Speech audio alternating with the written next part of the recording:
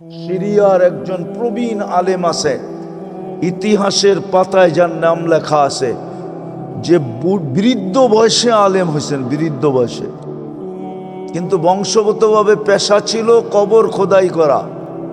খুনে বৃদ্ধ বয়সে মাদ্রাসায় গেছে দামেস্কের। জিজ্ঞেস করছে, এই বয়সে তুমি কি পড়বা?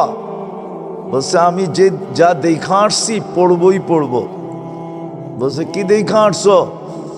বলছে, আমি কবর খোদাই করতে যে দুটা কবরের দৃশ্য নিজের চোখে দেখা আসছি, এই জন্য আমি ছুটা চলে আসছি, আমি আলেম হব। কাহিনী শোনার পরে মাদ্রাসাওয়ালারা বাধ্য হয়েছে তাকে ভর্তি নিতে। সে বুড়া বয়সে আলেম হয়েছে এবং যুগ শ্রেষ্ঠ আলেম। ইতিহাসের পাতায় যদি না থাকতো তাহলে আমি এটা খুঁজা বাহির করার সুযোগ ছিল না। আমি নাম সহ বলতেছি, ওনার নাম ছিল আব্দুর রহমান হাফফার। আরবিতে হাফফার বলে কবর খোদককে। উনি কবর খোদাই করতেন। একজন ছিল আলেমের কবর, আর একজন ছিল আলেমের সহযোগীর কবর, যে আলেমকে সহযোগিতা করছে। দুইজনের কবরের দৃশ্য দেখছে। হ্যাঁ, এই সুযোগ আল্লাহ এই উম্মতকে দিছেন। একটা হাদিস বলি, বুঝে আসবে কিনা জানি না। কোন উম্মতকে আল্লাহ এই সুযোগ দেন না। আল দাল্লু আলাল খাইরি কাফাইলিহি, আদ-দাল্লু আলাল খাইরি কোন উম্মতকে দিছেন কিনা আমি জানি না। ওলামা গাজীপুরে জানলেও জানতে পারে, কিন্তু আমার বিশ্বাস মনে হয় না কেউ জানবে, কেউ টোকায়া প্রমাণ দিতে পারবে। কিন্তু এই উম্মত তো ভালোর দিকে রাস্তা দেখাইলে যে ভালো কাজ করলো তার রাস্তা দেখানোর কারণে সম পরিমাণ সওয়াব সে পাবে। এই জন্যই তো হাদিসে পাওয়া যায়, একজনকে কিয়ামতের দিন আমলনামা দিবে। ও আমলনামা পয়রা বলবে, আল্লাহ এটা আমার না, ভুলে চলে আসছে। আল্লাহ বলে, ভুলে চলে আসছে মানে আমিও কি ভুল করি নাকি? ভুলে চলে আসছে, এটার ভিতরে যা সওয়াব লেখা আছে এগুলো একটাও আমি করি নাই। আল্লাহ বলবে, মানি এটার ভিতরে হজের সওয়াব লেখা আছে, আমি বাইতুল্লাহর ছবি দেখছি, কোনোদিন বাইতুল্লাহ যায়া দেখি নাই। কি? কিন্তু কি দেখছি? আমরা ছবি দেখি না বাইতুল্লাহ। হ্যাঁ, বলবে এটার ভিতরে কোটি কোটি টাকার জাকাত আছে, আমি জীবন পর জাকাত নিয়া খাইছি, কোনোদিন দেওয়ার সুযোগ হয় নাই। এরকম অনেকগুলো সে দেখাবে, অনেকগুলো সে দেখায় ফেরত দিবে, এটা আমার না। আল্লাহ ওরে বুঝাবে যে এটা তোমার। কিভাবে? ওই যে বললাম না, তুমি রাস্তা দেখাইছিলে যার কারণে তোমার হয়েছে, ওই সওয়াবগুলো তোমার আমলনামায় আসছে। তারপরও আর বিশ্বাস হবে না। যখন আল্লাহ ধমক দিবে তখন বলবে, ইযান ইয়া রব্বি লি, তাইলে আল্লাহ আমার হইতে পারে। আপনি যখন এরকম ভাবে বুঝায়া বলতেছেন, কিন্তু ওর বিশ্বাস হবে না। ও বলবে তাইলে। তবে গ্রামারের ভিতরে একটা প্যাচ আছে, এখানে একটু সন্দেহ আছে, ঠিক না? তবে আমার হইতে পারে। আপনি বলতেছেন বিদায় আমার হইতে পারে, কিন্তু আমার মন বলে না এটা আমার। আরে বুঝাইতে পারলাম আপনাদেরকে? বুঝাইতে পারলাম? এই উম্মতের জন্য সুযোগ দিছেন। আসেন সুযোগগুলা কাজে লাগাই, আসেন সুযোগগুলা কাজে লাগাই, নাইলে বড় আফসোস করতে হবে। জীবনটা গড়বে না, জীবনটা গড়বে না। বাংলাদেশের সমাজে কয়জন পাইছে সোনার চামচ? বলেন, পুরা 20 কোটি মানুষের ভিতরে আমরা কয়জন সোনার চামচ পাইছি? বলেন না। না বাংলাদেশের 20 কোটি মানুষই মার্সিডিজ চালায়, বড় বড় বাংলোতে থাকে। হ্যাঁ, মন যা চায় তাই কি কিনতে পারে? মন যা চায় তাই কি খাইতে পারে? মন যা চায় তাই কি কইরা উড়াল দিতে পারে? কয়জন সোনার চামচ মুখে দিয়ে আসছে?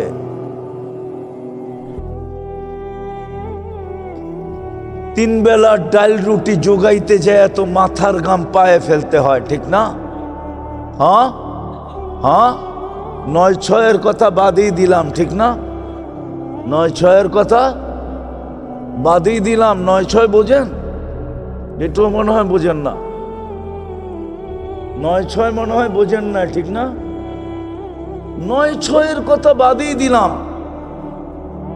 মাথার ঘাম পায়ে তো ফেলতে হয় শুধু তিন বেলা ডাল রুটি জোগানের জন্য। দুনিয়াও পাইলেন না, সুযোগটাও কাজে লাগাইলেন না, জীবনটাও গড়া হইল না। কালকে এই চেহারাটা আল্লাহকে কি করে দেখাবেন? কালকেই তো জান্নাত একদিকে রাখবে, দুনিয়া একদিকে রাখবে। আল্লাহ তো বলবে তোর জন্য তো জান্নাতটা তৈরি করছিলাম, নাইলে মুসলমানের ঘরে তোকে পাঠাইলাম কেন? বন্ধুর উম্মত বানায়া আমার বন্ধু ঘোষণা দিলাম কেন? তুই এই দুনিয়া নিয়ে কি করে রাজি হলি? আর রাযীতুম বিল হায়াতিদ দুনিয়া, তুই দুনিয়া নিয়ে খুশি হলি কি করে? জান্নাত তো তোর জন্য ছিল। দুইটা তো সামনে রেখা, তারপরে মধ্যখানে আমাকে রেখা বলবে, আপনাকে রেখা বলবে। তুই এটা নিয়ে রাজি হলি কি করে? দুনিয়ার ছোট জীবন নিয়ে রাজি হলি কি করে? দেখি তো মাঝে মাঝে আমরা মাঝে মাঝে বলতে পারি না, লাউড স্পিকারে বলতে পারি না, বলতে পারি না। বিশ্বাস করেন, বলবো অনলাইনে চলে যাবে কথাটা, বলে ফেলবো। হ্যাঁ, আল্লাহর রসুল বলে গেছিল মিসকিনুন ফাকুর। দুনিয়ার কিচ্ছু পায় না, তারপরও অহংকারী হয়ে বসে আছে। যারা সুযোগগুলা কাজে না লাগাইছে, দুনিয়া পায় নাই, সুযোগগুলো কাজে লাগায় নাই, আল্লাহর রসুল ওদেরকে অহংকারী গরিব বলছে। অহংকারী। চালায় ভ্যান, চালায় অটো, চালায় রিক্সা, করে শ্রম দেয়, শ্রম। সুযোগটা একটু কাজে লাগাইলি কিন্তু জান্নাত হয়ে যেত, কিন্তু তারপরও অহংকার নিয়ে চলে। এটার নামই অহংকার। সে সুযোগগুলা কাজে লাগায় না, মানে সে অহংকারী। আল্লাহর রসুল বলছে মিসকিনুন ফাকুর। আমার সমাজের এই লোকগুলা দেখলে মাঝে মাঝে চোখে কান্না আসে, কান্না, পানি ঝরতে থাকে। গাড়িতে বসে বসে ভাবতে থাকি যে আল্লাহর রসুল তো বইলা গেল, কিন্তু আমরা তো লাউড স্পিকারে বলতে পারি না। এরা তো আমাদের বিরুদ্ধে চলে যাবে, এরা তো বুঝবে না, জিনিসটা মাথায় নিবে না। আল্লাহর রসুল তো বলছে অহংকারী এরা। মিসকিনুন ফাখুর, অহংকারী গরিব। দুনিয়াও হারাইলো, আখেরাতও হারাইলো। অথচ সুযোগটা কাজে লাগাইলি কি কি কি বেশি তো ছিল না, তাও দেখাইতেছি কতটুক ছিল। ইমান তো মাতৃকুলেই দিয়া দিছিলেন, শুধু ওইটাকে ধরে রাখার দরকার ছিল। কি কি দুটা ইমানের ভিতরে দুটা কাজ করা দরকার ছিল। একটা ধরে রাখার দরকার ছিল, আরেকটা এটাকে পিওর রাখার দরকার ছিল। কি কি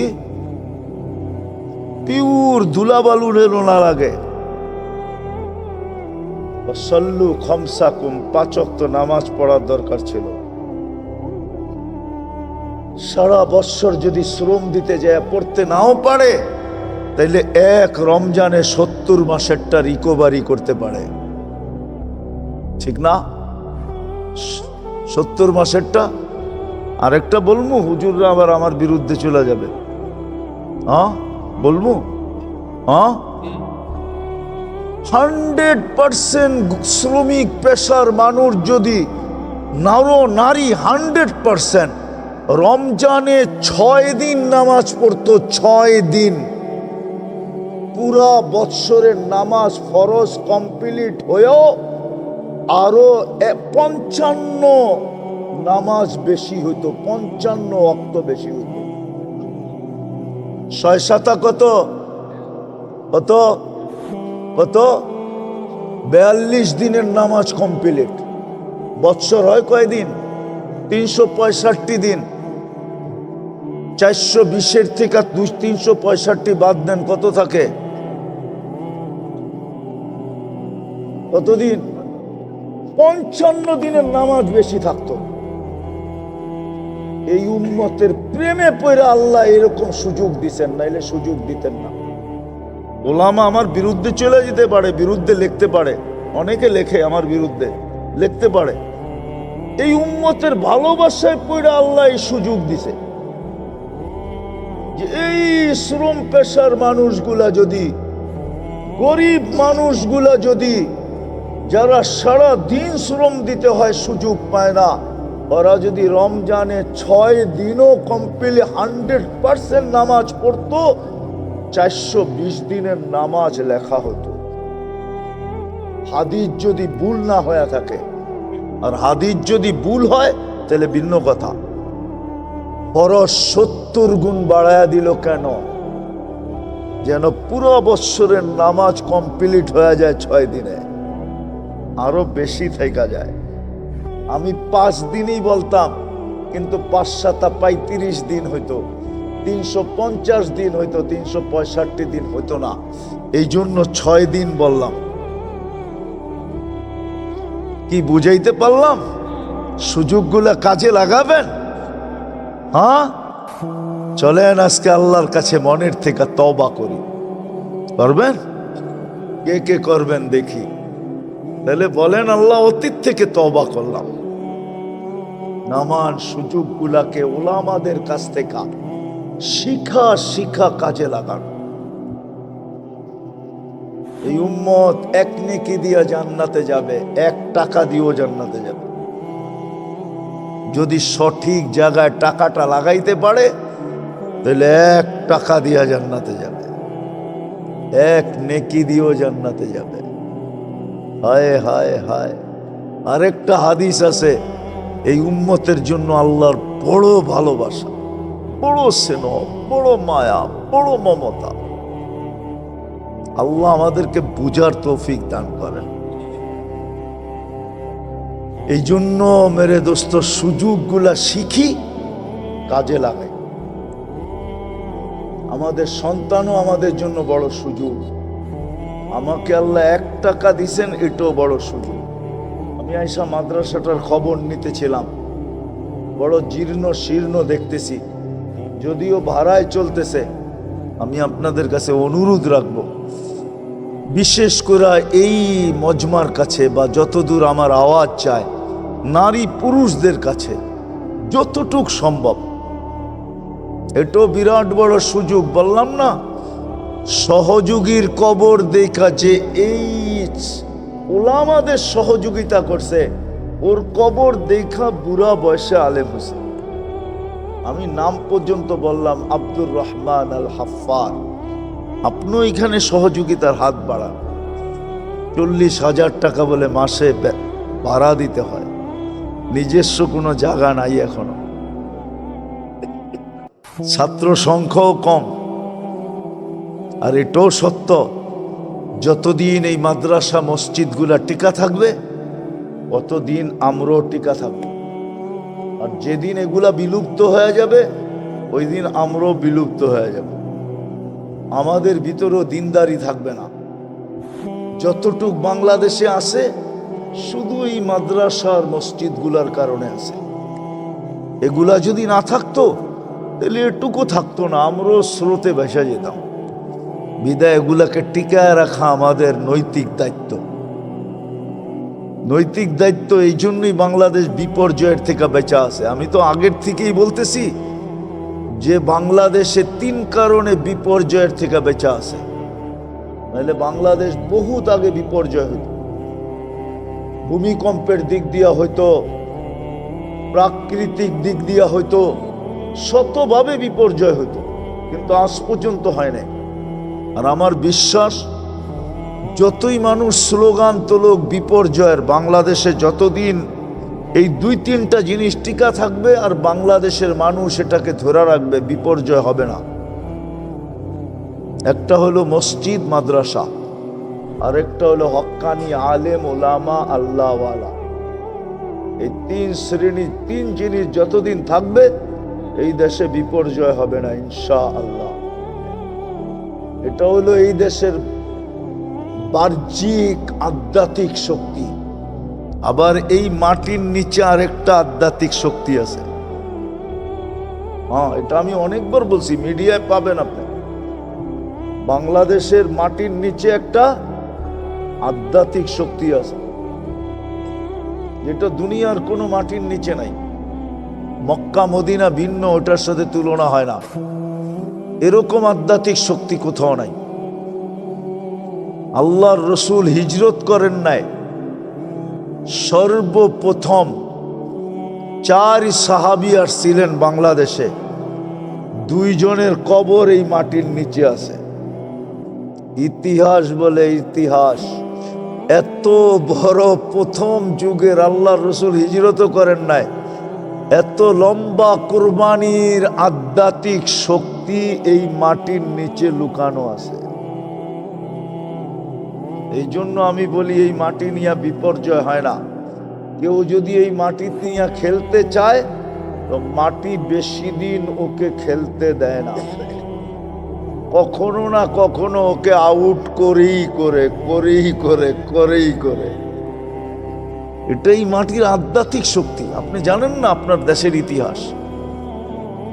আমি ইতিহাসের পাতা থেকে বলতেছি, আরো বলতে পারি, কিন্তু ওলামারা মানবে কিনা এটাই হচ্ছে প্রশ্ন। এই মাটির আধ্যাত্মিক শক্তি হলো এটা। একজনের নাম কাসেম ইবনে হুযাইফা, আরেকজনের নাম উরওয়া ইবনে সা। এই 2 সাহাবীর কবর এই মাটির নিচে আছে। আল্লাহ আমাদেরকে আমল করার তৌফিক দান করেন। করবেন সহযোগিতা আপনারা? পাক্কা? আমি চান্দা করব না, কারণ ছাগল দিয়ে হাল চাষ হয় না, চান্দার জন্য লোক আলাদা লাগে। কিন্তু আমি এতটুকু আপনাদেরকে বলবো, সামান্য হলেও হাত বাড়ায়া দিয়েন, ঠিক না? সামনে রমজান আসতেছে।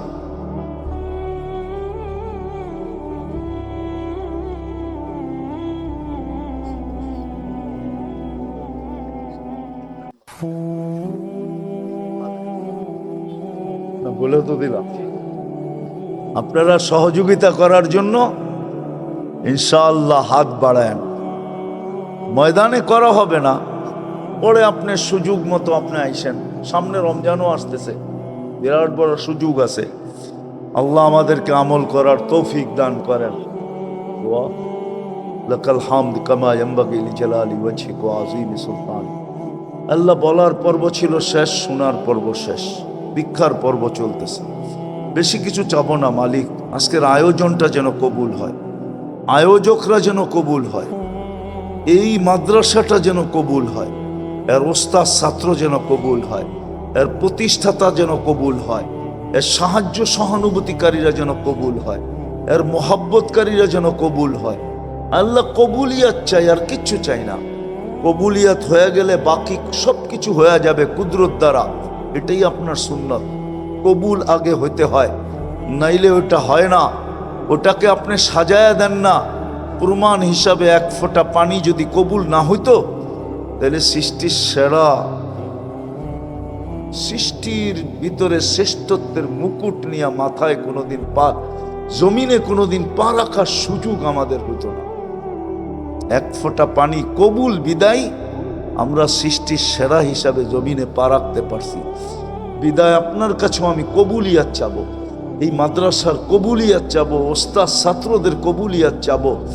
আল্লাহ কবুল করলে জাগাও হয়ে যাবে, কবুল করলে সব কিছু হয়ে যাবে। এটাই আমরা শুনে আসতেছি। কবুলিয়াত শর্ত, কবুলিয়াত হলেই হয়ে যাবে। এই এলাকার মাটিটাকে কবুল করেন, মানুষগুলাকে কবুল করেন, শ্রোতাদেরকে কবুল করেন। যা চাইলাম তাও দেন, যা চাইতে পারলাম না তাও দেন, তাও কবুল করেন। যার যে পেরেশানি আছে দূর করে দেন, প্রয়োজন আছে মেটায়া দেন, অসুস্থ আছে শেফায়ে কামেলা আজেলা দায়েমা মুস্তামেররা নসিব করেন। আল্লাহ আমাদের আত্মীয় স্বজন, মা বাবা, ভাই বোন দুনিয়ার যেখানেই শুয়ে থাকুক না কেন, উম্মতে মোহাম্মদী যেখানেই শায়িত থাকুক না কেন, জিন হোক আর ইনসান হোক না কেন, সবাইকে আপনি মাফ করে দেন। আল্লাহ সামনে রোজা আসতেছে, এই রোজাটাকে ঐতিহাসিক রোজা হিসাবে পালন করার তৌফিক দান করেন। আপনি সুযোগ দিবেন রমজানে, ইচ্ছা করলে এক ঢোক পানি দিও, এক ঢোক পানি দিও জাহান্নাম থেকে মুক্তি, জাহান্নাম থেকে মুক্তি নেওয়া যায়, জান্নাত নিজের নামে লেখায়া নেওয়া যায়। আমাদেরকে ঠিক এরকমই রমজানটা উদযাপন করার তৌফিক নসিব করেন। এই সুযোগটাকে, এক মাসের সুযোগটাকে আমাদের পক্ষে কাজে লাগানোর তৌফিক নসিব করেন। আমাদেরকে ওই হতবাগাদের অন্তর্ভুক্ত করেন না যারা রমজান পাইল কিন্তু মাগফিরাত পাইল না। ওই হতবাগাদের অন্তর্ভুক্ত আমাদেরকে করেন না, ওই হতবাগাদের অন্তর্ভুক্ত আমাদেরকে করেন না যারা রমজান পাইল কিন্তু সুযোগটাকে কাজে লাগাইল না। আল্লাহ আপনি আমাদের দোয়াকে কবুল করেন, আমাদের দেশটাকে হেফাজত করেন। আল্লাহ আপনি ভালো জানেন কার হাতে গেলে এই লাল সবুজের পরিধিটা সুরক্ষিত থাকবে। আল্লাহ আমি কারো পক্ষ নিয়ে বলতেছি না, আপনার এলেমের ভিতরে যাদের হাতে গেলে লাল সবুজের পরিধিটা সুরক্ষিত থাকবে, মানুষের মঙ্গল হবে, ওদের হাতেই এই মাটিটা উঠায়া দিয়া দেয়া, ওদের হাতেই মাটিটা উঠায়া দিয়া, ফিলিস্তিনকে জয়যুক্ত করে দিয়া। যা চাইলাম তাও দেন, যা চাইতে পারলাম না তাও দেন। ওয়াসাল্লাল্লাহু তাআলা আলা খায়রি খালকি মুহাম্মাদিন ওয়া আলিহি ওয়া সাহবিহি আজমাইন বিরহমাতিকা ইয়া আরহামার রাহিমিন।